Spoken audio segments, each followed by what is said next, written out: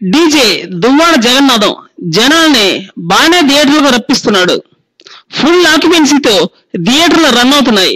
Mixed talk మొదట్లో వచ్చినప్పటికీ ఈ చిత్రానికి తరువాత రాను ఆక్యుపెన్సీ అయితే పెరిగింది. కానీ సినిమా మాత్రం సూపర్ గా సక్సెస్ అయింది.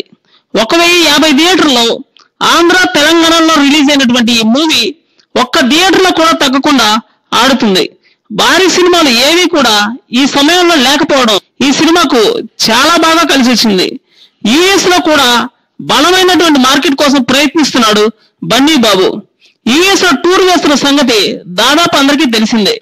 వాస్తవం చెప్పాలంటే నాన్ బాహుబలి సినిమాల్లో టాప్ 4 లో స్థానం ఫిక్స్ చేసుకోవడానికి తీవ్రంగా ప్రయత్నిస్తుంది డీజే.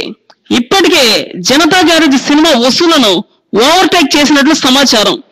ఆంధ్ర, తమిళనాడు, కర్ణాటక, మలయాళంలలో ఇమేజ్ ని బాగానే సొంతం చేసుకున్నటువంటి బన్నీ బాబు హిందీతో పాటు యుఎస్ లో కూడా మార్కెట్ ని సొంతం చేసుకోవడానికి బాగానే ట్రై చేస్తున్నట్లున్నాడు. తెలుగు హీరోల సినిమాలు యుఎస్ లో హాలీవుడ్ సినిమాలకు తీవ్రంగా పోటీ ఇస్తాయని మనకు తెలిసిందే కాబట్టి అక్కడ మార్కెట్ పై కూడా విపరీతంగా దృష్టి పెట్టాడు బన్నీ బాబు.